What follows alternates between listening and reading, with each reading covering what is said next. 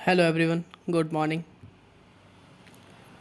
इससे पहले क्लास में हमने डिस्कस किया था डिमांड टॉपिक के बारे में कि डिमांड कैसे क्रिएट होता है और डिमांड को हम लोग एक्सप्रेस कैसे करते हैं। चलिए क्विक सा रिवीजन हो जाए। देखिए, इफ़ेक्टिव डिमांड आपके सामने लिखा हुआ है स्क्रीन पे। ये नोट्स आप सभी कोई लिख लीजिएगा, बहुत हेल्पफुल है। देखिए, डिमांड हम कैसे एक्सप्रेस करते हैं। कल हमने बताया था डिजायर होना चाहिए। कोई भी डिमांड कैसे क्रिएट होगा? 3 प्रकार से ही डिमांड क्रिएट होता है। पहला डिजायर, दूसरा एबिलिटी टू पे जिसको मीन्स टू परचेज भी कहते हैं, एंड थर्ड विलिंगनेस टू पे। डिमांड को एक्सप्रेस कैसे करते हैं? Quantity, price, time. अगर आपको ये समझ नहीं आया, ये एक छोटा सा रिवीजन था। नहीं समझ आया है तो इसका पिछला वीडियो डाला गया है चैनल पे, आप जाके देख सकते हैं। तो आज का हमारा टॉपिक है demand factor influencing demand. Demand कैसे इन्फ्लुएंस होता है, कौन कौन सा फैक्टर है। पहला फैक्टर है प्राइस ऑफ कमोडिटी। यहाँ क्या रहेगा? Other thing being constant ceteris paribus. इसका मतलब क्या होता है?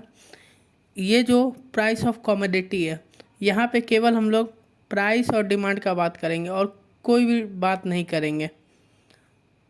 प्राइस ऑफ कमोडिटी बोल रहा है जब प्राइस राइज करेगा, जब कोई भी प्रोडक्ट का प्राइस इंक्रीज करेगा तो डिमांड फॉल करेगा, जब कोई भी प्रोडक्ट का प्राइस फॉल करेगा तो डिमांड राइज करेगा। जैसा कि जनरली आप लोग देखते हैं, जैसे आप कोई दुकान में गए, 100 रुपया का 1 किलो सेब दे रहा है तो आपने केवल 1 किलो सेब खरीदा।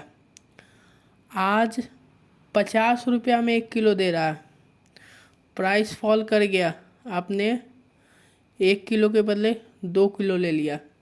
पहले 100 रुपया में आपने डिमांड किया 1 किलो, ये एक एग्जाम्पल है। आज उसी सेब का दाम, उसी एप्पल का दाम कम हो गया, 50 रुपया हो गया, तो आपने डिमांड बढ़ा दिया, 2 गुना कर दिया डिमांड।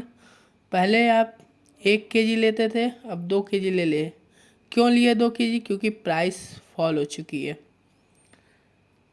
आशा करता हूँ इसमें किसी प्रकार की दिक्कत नहीं हुई होगी। अब बहुत अच्छा टॉपिक है प्राइस ऑफ रिलेटेड कमोडिटी।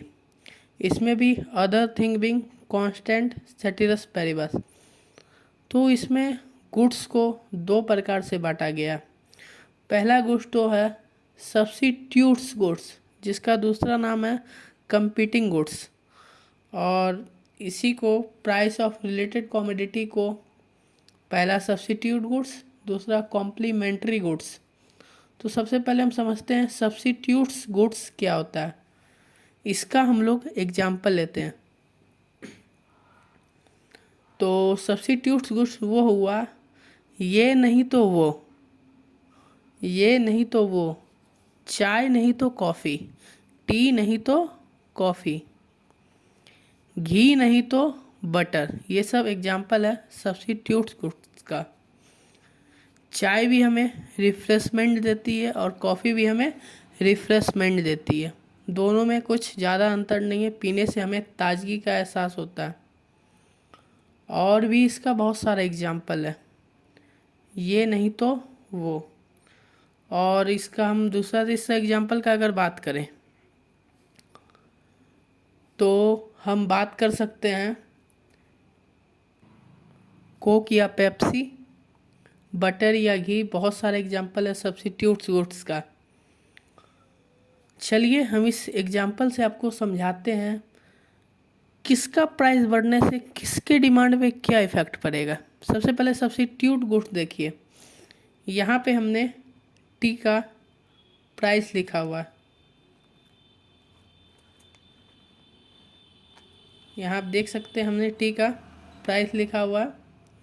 यहाँ हमने कॉफ़ी का प्राइस लिखा हुआ है, यहाँ हमने क्वांटिटी लिखा हुआ है, यहाँ क्वांटिटी लिखा हुआ है। टी ओरिजिनल कमोडिटी हो गया, ये रिलेटेड कमोडिटी हो गया, इसलिए हमने यहाँ ओरिजिनल और रिलेटेड लिखा है।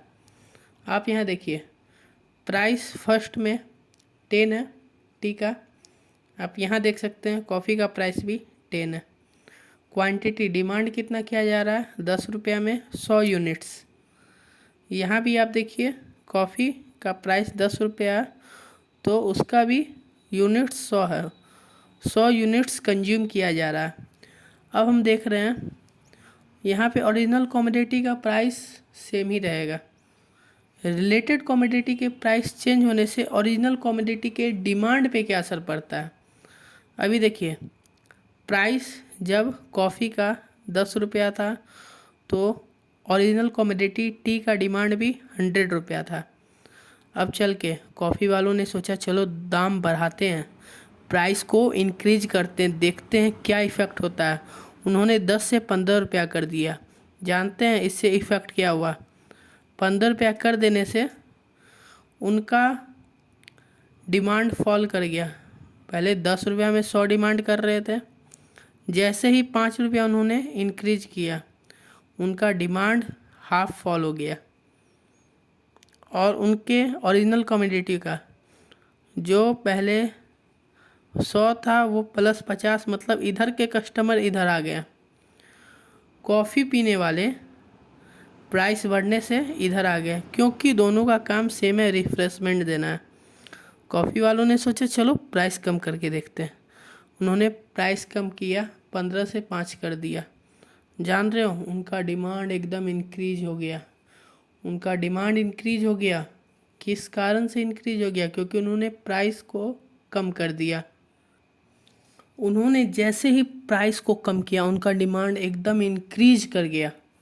और यहीं देख लीजिए ओरिजिनल कमोडिटी टी का डिमांड फॉल कर गया। तो अगर हमको रिलेशन देखना है तो हमको रिलेटेड कमोडिटी कॉफ़ी का प्राइस और ओरिजिनल कमोडिटी टी का रिलेशन चेक करना है। जब रिलेटेड कमोडिटी का प्राइस इंक्रीज करेगा तो ओरिजिनल कमोडिटी टी का भी डिमांड इंक्रीज करेगा। देखिए जब इसका प्राइस बढ़ रहा है तो इसका डिमांड बढ़ रहा है। जब कॉफ़ी का प्राइस इंक्रीज हुआ तो टी का डिमांड इंक्रीज हुआ। जब कॉफ़ी का प्राइस फॉल हुआ 15 से 5 हुआ तो ओरिजिनल कमोडिटी टी का डिमांड फॉल हुआ। समझ पा रहे हैं आप सब। तो इसका रिलेशन क्या है, इसका रिलेशन है डायरेक्ट रिलेशन है, डायरेक्ट रिलेशन है, पॉजिटिव रिलेशनशिप है। तो चलिए अभी तक हमने जो पढ़ा उसका एक रिवीजन कर लेते हैं। Factor influencing demand, price of commodity other thing being constant.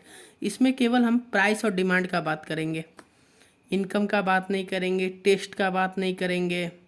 और भी है आगे आप समझिएगा कि कांस्टेंट हम लोग किसको कहते हैं। आगे के वीडियो में आप लोग बहुत अच्छे से समझिएगा। इसमें केवल प्राइस ऑफ कमोडिटी में हम लोग केवल प्राइस और डिमांड के बारे में ही बात करेंगे। जब प्राइस राइज होगा तो डिमांड फॉल होगा, जब प्राइस फॉल होगा डिमांड राइज होगा। इसका रिलेशन क्या है, इसका निगेटिव रिलेशन है, डाउनवर्ड स्लोपिंग है। आगे के चैप्टर में आपको इसका ग्राफ भी बना के दिखाया जाएगा। जब प्राइस राइज होगा डिमांड फॉल होगा, जब प्राइस फॉल होगा तो डिमांड राइज होगा। इसका रिलेशन है निगेटिव रिलेशनशिप, डाउनवर्ड स्लोपिंग। और दूसरा हमने जो डिस्कस किया है price of related commodity other thing being constant ceteris paribus. यहाँ क्या होगा, प्राइस ऑफ रिलेटेड कमोडिटी दो गुड्स में बांटे गए हैं। सब्स्टिट्यूट्स का दूसरा नाम है कंपीटिंग गुड्स और यहाँ है कम्प्लीमेंट्री गुड्स। सब्स्टिट्यूट्स का एग्जांपल हमने दिया T and coffee, ghee and butter, और हमने दिया था कोक एंड पेप्सी का एग्जांपल। मतलब जो ये नहीं तो वो ऐसा कोई रिलेटेड गुड्स हो उसको हम लोग कहेंगे सब्स्टिट्यूट गुड्स। जैसे मैं 2 पेन भी ले सकता हूँ, ये आपको पेंटोनिक का 2 पेन है, एक ब्लैक है या ब्लू, मेरा काम चल जाएगा किसी से भी। ये नहीं तो ये, ब्लू नहीं तो ब्लैक, ब्लैक नहीं तो ब्लू, ये सब एग्जांपल होता है सब्स्टिट्यूट गुड्स का। जैसे यहाँ पे हाइलाइटर है, ग्रीन हाइलाइटर नहीं तो ब्लू हाइलाइटर, तो ऐसे एग्जांपल है ये सब सब्स्टिट्यूट गुड्स का। ये नहीं तो वो। तो हमने बताया टी और कॉफ़ी। टी को हमने ओरिजिनल गुड्स माना है, ओरिजिनल कमोडिटी माना है, और कॉफ़ी को रिलेटेड कमोडिटी माना है। यहाँ पे हम चेक कैसे करेंगे कि डिमांड बढ़ रहा है घट रहा है? हम लोग को यहाँ केवल चेक करना है जब रिलेटेड कमोडिटी का प्राइस बढ़ रहा है या घट रहा है तो ओरिजिनल कमोडिटी का डिमांड पे क्या इफेक्ट पड़ रहा है, ना कि रिलेटेड कमोडिटी का क्या पड़ रहा है। रिलेशन अगर हमको फाइंड आउट करना है तो मैं इसको ब्रैकेट में घेरा हुआ हूँ, जिससे आप लोग बहुत अच्छा समझेंगे। जब प्राइस रिलेटेड कमोडिटी का इंक्रीज हो रहा है तो ओरिजिनल कमोडिटी का डिमांड इंक्रीज हो रहा है, क्योंकि इधर का कस्टमर इधर आ गया। दोनों का काम सेम है। पहले 100 था 10 रुपया में, 100 कस्टमर इधर जा रहे थे, 100 कस्टमर इधर जा रहे थे। जब कॉफ़ी ने 15 रुपया बढ़ाया तो इसी का 50 इधर आ गया, और ये 50 को शायद लत होगा कॉफ़ी पीने का, तो वो यहीं रुक गए। जब इन्होंने कम किया तो टी वाले भी शिफ्ट हो गए कॉफ़ी पीने। तो इससे देखिए इम्पैक्ट समझिए। जब प्राइस राइज होगा तो ओरिजिनल कमोडिटी का डिमांड भी राइज होगा, जब प्राइस फॉल करेगा तो ओरिजिनल कमोडिटी का डिमांड भी फॉल करेगा। रिलेशन क्या है? डायरेक्ट रिलेशनशिप है, पॉजिटिव रिलेशनशिप है। आशा करता हूँ आप सभी को ये वीडियो समझ में आई होगी।